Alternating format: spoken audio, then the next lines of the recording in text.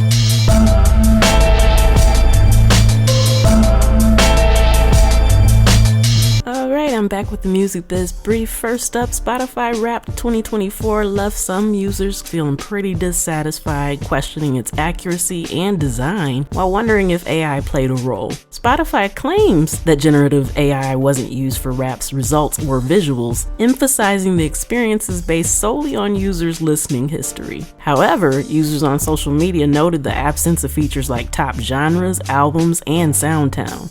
Some linked the underwhelming experience to recent layoffs and shifts in Spotify's creative approach.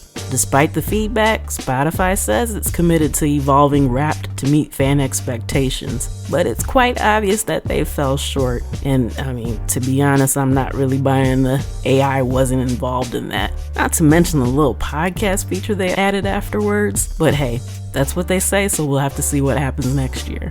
Alright, next up, a new report from SISAC warns that music creators could lose nearly 25% of their income by 2028 due to generative AI. The 64 billion euro AI market is expected to impact revenues by enabling unauthorized use of creators' works and replacing human-made content with AI-generated alternatives. The report stresses the need for global regulations to protect creators' rights and safeguard human creativity, highlighting Australia and New Zealand as examples of promising policy development.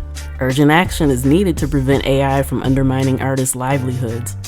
Also, Factor, a key funding body for Canada's independent music industry, is suing Scotiabank after nearly $10 million intended for music grants vanished in a cyber fraud incident. Factor alleges the bank failed to detect or report the theft, where an unauthorized user exploited a digital token to access funds. Scotiabank has recovered just $400,000 so far and disputes liability, arguing that it took adequate security measures. Factor claims the breach threatens the vital grants that support independent artists. Alright, up next, Tune Global is diving into the social audio space with its new social radio feature, allowing users to create custom mixes with voice commentary and sound effects. Unlike past efforts by Spotify and Amazon Music that fizzled out, this feature is designed as a toolkit for streaming and radio apps, aiming to boost engagement. Powered by Pacemaker's Auto Mix IQ tech, it ensures smooth transitions between tracks. Tune Global sees social radio as a way for music apps and radio stations to stand out and deepen audience connections. Triller Group, the parent company of the TikTok rival Triller, is facing a $35.5 million lawsuit from a hedge fund, alleging default on a high-interest loan. The debt, tied to Triller's recent merger with Agba, includes daily interest charges of $16,525. Triller missed key deadlines tied to the deal and is accused of failing to meet contractual obligations. The company's stock has struggled since its October NASDAQ debut, falling below its initial price. Triller, already grappling with lawsuits over unpaid music licensing fees from Universal and Sony, has pledged shares worth $178 million towards settling its financial and legal issues. And this is not the first time we've heard of similar complaints from Triller, as if you recall, Timbaland and Swiss Beats actually had to sue them for non-payment for verses, then actually had to go back and sue them because they defaulted on the settlement. So yeah, I'll keep you posted as more stuff rolls out about that. Alright, TikTok's 2024 year-end music report highlights its impact on music discovery, with 13 of 16 Billboard Hot 100 #1 hits linked to its platform trends. In the UK, 10 of 11 chart-topping tracks followed the same pattern. Globally, TikTok's top 10 songs saw over 200 million creations and 8 billion Spotify streams combined, cementing its role as a music industry launchpad. Alright, and finally, this little tidbit is just good to know. Minecraft players can now enjoy in-game radio thanks to Stringer's new partnership with Lunar client mod developer Moonsworth. The Lunar FM feature brings Stringer's licensed music catalog to the game and is currently available as a $4.99 per month premium subscription with an ad-supported version planned for 2025. Importantly, Lunar FM includes quote-unquote streamer safe stations, allowing gamers to stream their gameplay without takedown risks. This marks another move by Stringer, which recently introduced its soundboard tool for music personalization in Roblox games. Alright, I'm going to take a quick pause for the cause, and then I'll be back with my special guest, Shaan, right after this. Keep it locked.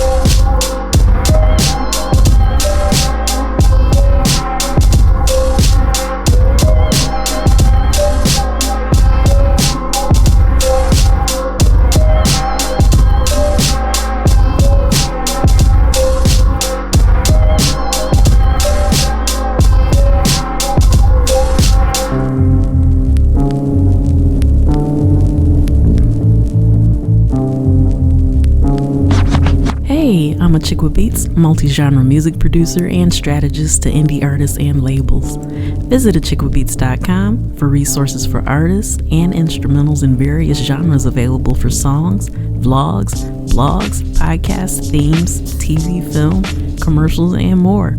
Once again, that's achickwithbeats.com. That's achickwithbeatz.com. Let's make something happen. Thank you so much for tuning in to Instrumental Intel. I am your host, music producer, Chick with Beats, and I'm excited to say that I have in the virtual building with me today, like a very prolific artist, Shaan. If you could, first of all, I just want to thank you for taking the time out of your busy schedule to chat with me. And if you could, just give everybody a little bit of background as to who you are and how you first got involved with music. Okay. First of all, thank you for having me. It's an honor to be on this podcast. And I'm Shaan, raised in Brooklyn. I've been into music since the age of 8 years old. I come from a music family, so it was just natural for me to capture the interest. And also, my stepdad at the time was a musician for the Intruders. So I used to watch him play every instrument, and I learned by watching him. Wow. And I'm self-taught instrumentalist, you can say, because I play just about every instrument except for any ones that have to do with like saxophone, breathing and stuff like that. I'm not good at those. Wow. Right. Yeah. So, okay, that's really interesting, especially being from Brooklyn. How do you think that has affected your music? A lot, because, this is, being in Brooklyn, New York, everybody was into music. And during the time I was growing up, hip hop was still kind of fairly new, but it was so cultural. It was everywhere. And I naturally took to it because I was a poet. I like poetry, and then I like music. So I learned to just started rapping. And I have an older sister that was signed. She had a big record deal, and I used to watch her. And I used to ask her and beg her, "Yo, I would like to rap. Can I rap?" And you know what they do to you when you're small. They're like, "Get out of here! Not taking you seriously." And it used to be funny. And then my other older sisters, they always had rappers at the house when I was living with them at the time. And they had Moni Love would stay there. One of them was best friends with MC Light. So I would just run, stay upstairs when they come, because I had a illest crush on MC Light. But it's between MC Light and my older sister that made me want to rap. Okay, that's what's It was up. females. And people hear that and go, "Why?"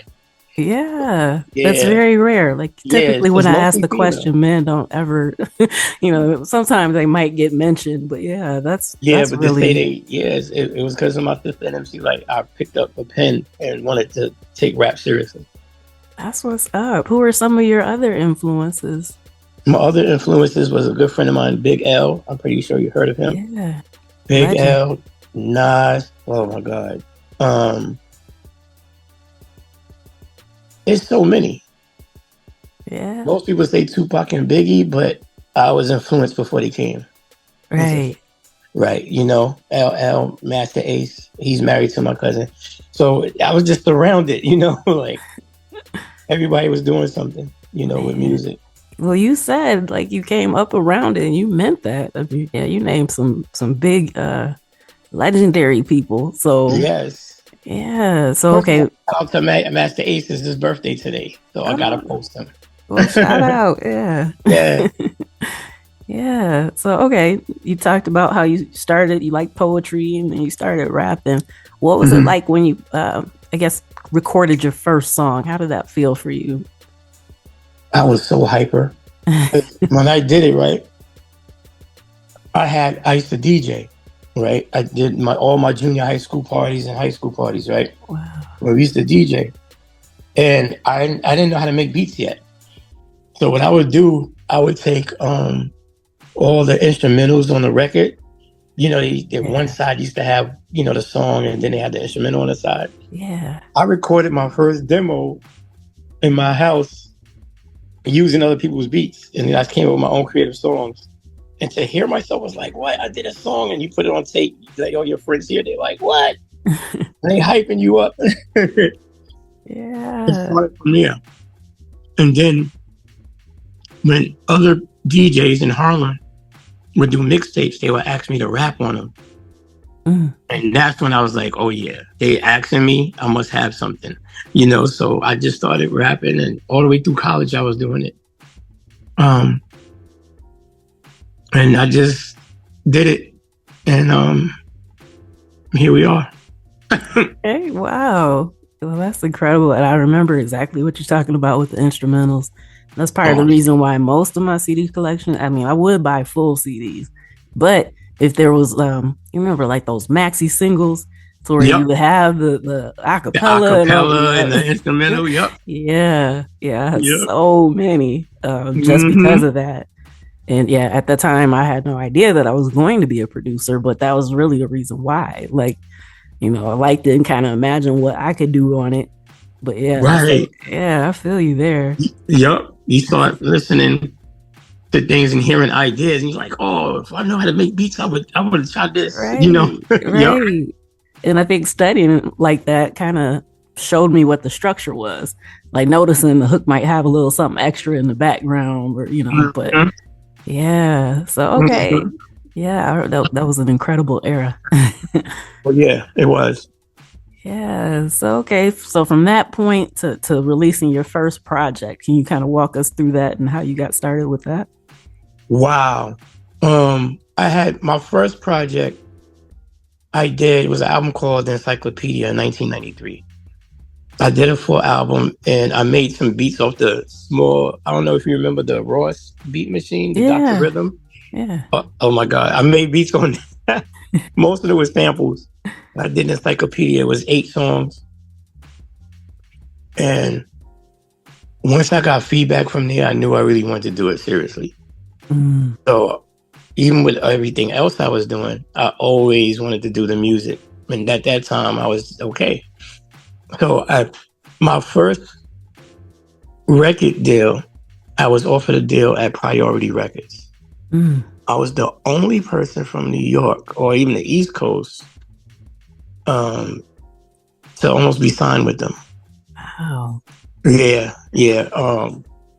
This was in 1996 when this happened. Okay. Right before I was going to the military. It never went through. They didn't want any East Coast people on it at the time. They thought it would be a conflict. So after that, I was going to sign with Cold Chillin'. Cold Chillin' was Coogee Rap, MC Shaan, Big Daddy Kane, Master Ace, all of those guys, that whole Juice crew. Yeah. I was going to sign with them because the person that owned the label, which was Tyrone, was my dad's best friend. And my dad let him hear my demo. He was very interested. I met with him a couple of times. They even got me on their website. Wow. But what happened was they went bankrupt. A lot of the artists started doing their own solo things, they're different, and they ended up going bankrupt. Damn. They tried to sign artists and to get it back, but they couldn't upfront money for them. Right. So that's how that happened. Man, so you had 2 like really close calls like that. How did you manage to just keep going after that? Because a lot of times people, run into setbacks like that and then they just kind of give up. How are you able to stick with it and stay determined? To be honest, I thought that it would be easier for me to get a deal, even with those 2, because I was surrounded with everyone. Like I told you, my 2 twin sisters, they was heavy in the industry. Like they was at every party. And I said, once I could get them to take me seriously, they probably would help. But they didn't, and I'm not mad because they didn't take me seriously. And not just that, but, my dad is heavy in the film industry. So I was like, we'll find somebody. Then to get to the point, I did another mixtape, and it was an independent record label, they signed me. They signed me. I did the album called The Virus 2003 with them. It was really good. And I was supposed to do a whole song with Making the Band at the time because they were just doing that. Wow. And I was in the studio with Bags. And she had a crush on me and I didn't want to talk to her. Thank you. Yes. I didn't want to talk to her because I wasn't interested at the time with being bothered with that. You know, I just focused on the music. Right. And that left a bad taste in her mouth at the time. But we're very cool now. So and but the label I signed with, they was just doing the wrong things with the money. Instead of putting it on a project like they planned to, they was buying all these cars and stuff with them and clothes for me and stuff like that and going to steak dinners all the time. But I'm like, no money is being put away to my project. And I just got frustrated and just left them alone. Yeah, because that's supposed to be like the whole purpose of the label. This is the whole point, right? Like, we spending all this money doing dumb stuff. How are you going to promote me? Right. Then once I mentioned it, they put all these things around Brooklyn and Harlem. I have like about 50,000 flyers all over the place. And I was performing at a place called The Ark. It was a big, famous, big place, really known for Caribbean music. Okay. But they started doing hip hop nights and I would perform there. And once the owner saw me perform there and the reaction from the crowd, he was interested. He started putting the money up for me. But what the problem was, the same group of people wasn't doing the right thing. Wasn't doing the right thing. So that's where it is. And I decided I didn't want to be signed with nobody else from there. I said I would just do my own mixtapes. And I started selling them from my car in the neighborhood. My cousins, you know, we started printing up my albums from there and selling them $5 a piece. And sometimes I would give 2 CDs for $5. I went to Kings Dominion. We drove there. There was a big thing going on in Virginia in Kings Dominion. And I said, we need to take advantage of that. So we all drove. We took our cars. I filled up my trunk with CDs. And I did not come back to New York with a CD. Wow. That's what's up. I feel like people don't really take advantage of events and stuff like that like they used to. No, that's what oh man, it was so much easier. You know, now I see how Master P and all these other guys that was doing the independent selling out their trunk, they were just consistent. And I made a lot of money doing that for those 3 albums that I did by CD. I made a lot of money. I did Earn Credit, Dedication, and then I did Passion Beyond Reason album. And I made a lot of money. I paid $100 to get it printed. And I tripled that 3 times. That's what's up. Only selling them for $5. Man, yeah, that's what's up. But this was the time when, you know, the young people had money. They didn't have the fun. They're in college. So they want new music. And, you know, I was always dressed a certain way. So I looked the part during that time, you know? So it's like, oh, I want to be the first one. And I started getting a fan base mainly out of town. Because people would call me, my information was on the back of the CD, just in case, like, you know, a label was like, oh, who's this guy? Right. So I had my information, email, MySpace at the time. MySpace, yeah. Remember MySpace? I had it on the back. Yeah. So I made a lot of news. And then this is the last time I was going to be signed. I was going to sign with Desert Storm with DJ Clue. Yeah, that went sour real quick. First of all, they said I sounded too much like their artist, which is Fabulous at the time. Only because during that time I had a witty style. I was very witty, you know, and he was too. So they felt it would be a conflict. And I learned that the day that we were actually doing a song together. And that didn't go well because Fabulous and Clue had, you know, some internal things going on, and it affected that. And his manager wanted me, which I'm very cool with, but he's just, you know, I just didn't agree to the terms. That's all. Yeah. Well, okay. So you've had all these times where you've kind of signed to a label, then you decided to just do it yourself. Mm-hmm. For anybody, because most of the people that listen to the podcast are artists themselves in one way, shape, or form. Do you have any advice for anybody, like as far as trying to figure out how to do it independent? Because, you know, a lot of people are still looking for record deals, even though we hear horror story after horror story after horror story. But what's one of the biggest? People are looking. The advice I would give is to do everything yourself, but to find a solid team that's willing to invest in you. Because without the record deal, you're spending a lot of money. And what's sad is,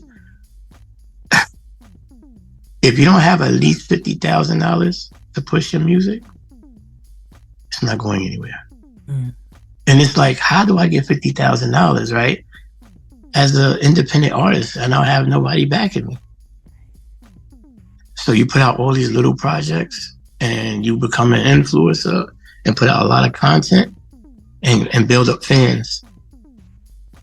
Let people see you working and see if they're going to invest in your work ethic. You know, especially younger people coming up. That's how you get it. And a lot of people are doing illegal things to get in, but I would never tell them to do that. Because why would you risk it all? Yeah, what you're trying to dream. Why would you risk your dream doing something that's not right? Right? Right.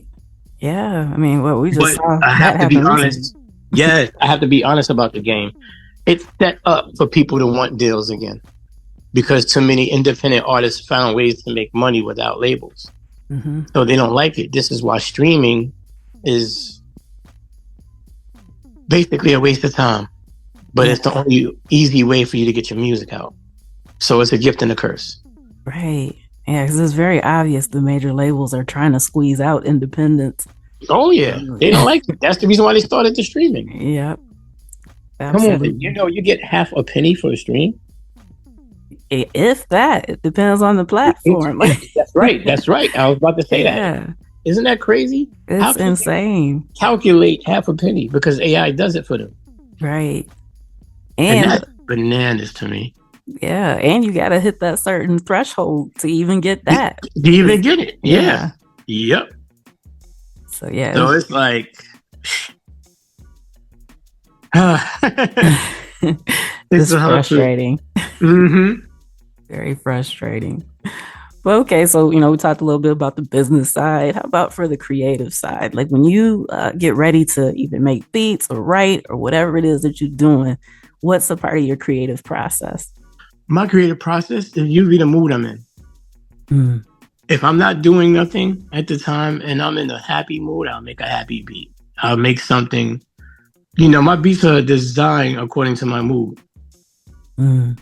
Most of the time. If I'm not feeling good, instead of cursing somebody out, I go make a hard beat. You know? Yeah. If I feel like I need peace, I will go and probably make something very tranquil type of feel. A flute, or I may do a movie score type of thing. You know, I can make any genre because I listen to all types of music. And after I heard Quincy say, learn every genre, you would be a real producer and not just a beat maker. Yeah, see, that's a thing. A lot of people don't necessarily recognize that there's a difference. It is. And I say it a lot. And I don't do it to try to start anything. But, you know, today is just push button. Yeah. Mouse clicking. I'll say that. Because we push buttons back in the days, right? But mouse clicking. Like, they're not playing their own drums. Nothing at all. Everything is, let me take that drum from there. Let me take that bass line from there. And I have a beat. You know? And it's like, you know, the computer's doing the work for them. Yeah. And I mean, you know, for that kind of cookie cutter, I mean, it can serve its purpose. Oh, absolutely. Yeah, you definitely need more. Like, yeah. Oh, yeah. It does. But, you know, being able to play it, make your own drum clap, right, and you're doing it by hand is a different feeling. It's more organic, you know, and you're putting your actual work into it. Even though that stuff is very convenient, I'm not going to lie. And sometimes I'll do a piece of those things to add to what I do. Sometimes I say, damn, I don't know what to play behind this. And then I hear a sound that is matching it perfectly, and I'll do it. But I won't build the whole beat like that. I just won't. Yeah. I'm old school. Yeah. I like you know what? You can hear it. And yeah. Like, yeah. Your sound is full. You can tell. That's what I try to do. And because I want that feeling of beats should be a conversational piece. Yeah. As soon as you hear it, you should know, oh, I could do something about this, or this put me in that mood, Right. Yeah. To me, that's a beautiful thing. Like, to be able to make something that can inspire someone else, to want to write to it, it's a gift. And yeah. And you know what I'm gonna share with you? What's that? I've been making beats forever, right? But this is the funny thing. I took 10 years off. Oh, wow. I just started making beats again in January. No way. Yep. Well, so everything you can't tell at all. And a lot of people be like, what? Yeah. And I'm like, yeah, guys. Because I took a break. I was doing other things. I teach martial arts and, I do so many other different things, right? But my concentration was on that. And I got a little frustrated with the music. But what happened was I had played an old beat for somebody in the car. And he was like, yo, music is you. No matter how you try to stay away from it, it's part of you. He said, even if you don't want to rap, do your own beats. So I started doing it and sending them out, and people are doing it. So I'm working on so many people's EPs right now. It's beautiful. And I decided to do the EPs, but keep them at 5 songs. Because it's simple. Yeah. You know what I mean? You can get people to do 5 songs, but you try to do a whole album or just make them a dedicated artist to you, not going to happen. Especially if you got funds to give them. So but you can say, listen, let me produce 5 songs for you. They're like, oh, that's easy. Some of them could do it in one session, right? Yeah. They're right, and then come do it in one session, like the young lady I just did. We went to the studio twice. And the only reason why we went twice, because she wanted to make changes on what she did on her recordings. She wanted to clean it up. But her EP is done. We started it and recorded it that one day, that Friday. She booked a block of hours and we got it done. And me making my own beats made me rap. And I said, let me produce my own album. Wow. I never produced a whole album for myself. I always had other people. And the one I'm working on now is all me, everything. That's what's up. So how do you feel about that? Like, that's got to feel very proud. Like, you know what I mean? Like, to be able to... It's very... I think it's so dope. I'm very proud because to see the reaction of people, and then they'd be like, yo, who did your beats? And they don't know right away. And it's like, wow. I said, I did. Wait, you did these songs? You wrote everything into the beats yourself? Yeah. It puts more respect on you. Somehow. I noticed that, Yeah. And I didn't have to worry about politics, getting beats from other people. I had people give me beats, and then when I say I'm going to put out as an album, no, because I gave it to 8 other guys, and you only leasing it. And I'm like, oh, I want to really use it. So I was like, you know what? This is what I do. Why don't I just do it for me?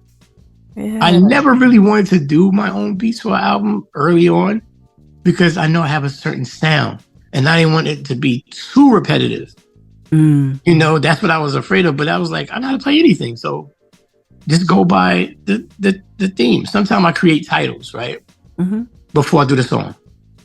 Wow. So I would say Blue Skies. So it's all about I'm seeing good, positive things, right? So I'll make a beat according to that feel of what Blue Skies is. And that's how I end up making my album fit those different moods and not sound the same. Wow. That's really dope. That's a technique I did. Yeah, I just named like ideas of different songs and put down what the synopsis would be about the song. And then I made a beat according to that feel. And before you know it, I got 5 different beats that sound nothing like, but my signature tag is on it. Yeah. That's really dope. I know personally, sometimes it's hard for me to stick with something. Like, I might sit down and say, okay, I'm going to make let's say maybe an R&B beat, and the next thing I know is hip hop or vice versa. So all the time. Oh my, yes, we do that because we think that's what we want to, but right. when you start touching them things and it becomes something totally different. Yeah. So yeah, I've just said recently on social media, I'm like, yeah, the beats decide what they're gonna do. So the fact that you can, kind of stick with that and then do your thing, I think is really dope. But yeah, absolutely. I gave up trying to control it a long time ago. Yeah, you have to just go with it. Whatever coming, just flow with it. Yeah. If it happens to come out the way you planned, that's even better. But right. So yeah, well, I'm excited for to be able to hear the full project. Love what you were saying about working with the EPs and stuff too, because I've seen several different surveys where people kind of come back, and that's where people are landing, like for their attention span a lot. So it's really a smart technique that you got going. But yeah, I can't wait to hear the project. Yes. The 2024 is almost wrapped up, almost out of here. But we on a what you got coming up in the works? So we know you got that project. You're working on some EPs. Are there other things that the people need to know to be on the lookout for? Well, what they should look out for is my next film score album. It's called Karmic Justice. It's all orchestrated by me. A lot of it was done with a violin, an actual violin, and I put it in the MPC to give it, a little digital taste, but still organic. Yeah. To do my little taste to it. That's what I'm working on right now. It has 21 tracks on there. I'm looking to do it around New Year's, distribute it around New Year's. I mean, it's ready to go now, but I want to really push it because it's a whole different genre from what people are used to me doing. Yeah. And hearing from me.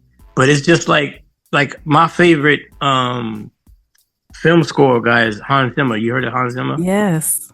Oh my, listen to me, girl. Like I took the man's master class, everything. Oh wow. And I play a lot of the instruments that he uses digitally. So I was like, wow. I said, if I can get half as good as him, I'm happy. And I think this one is going to shock a lot of people. And it's all me, no samples and no AI crap and all of this stuff that everybody's doing. I'm like, oh my. Yeah. People try to say, just let AI make a beat for you. I said, then it won't be my beat. Right.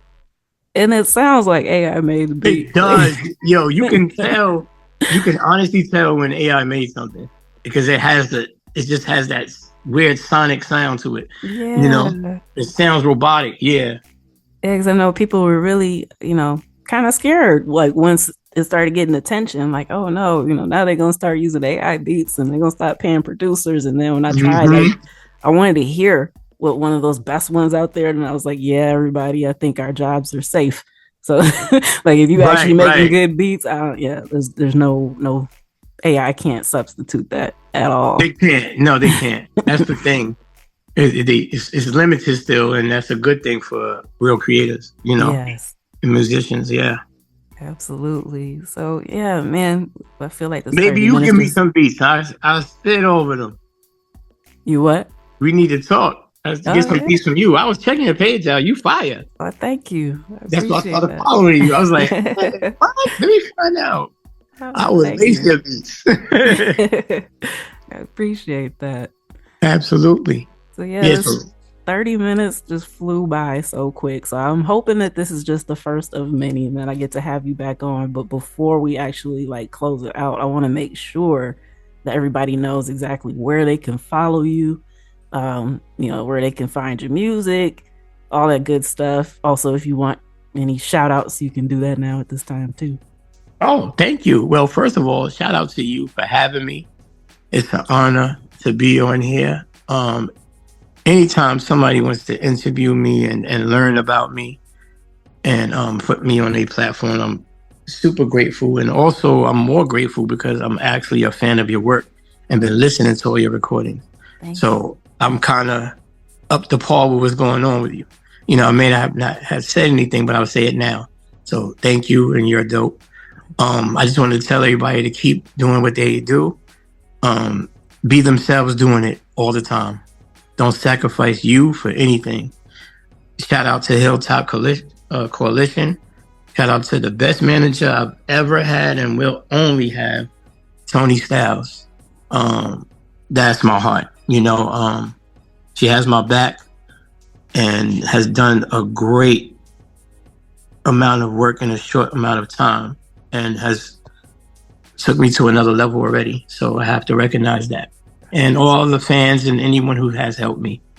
Thank you. And you can find me on IG, authentic_Shaan, spelled Shaan. Yes, it's spelled weird.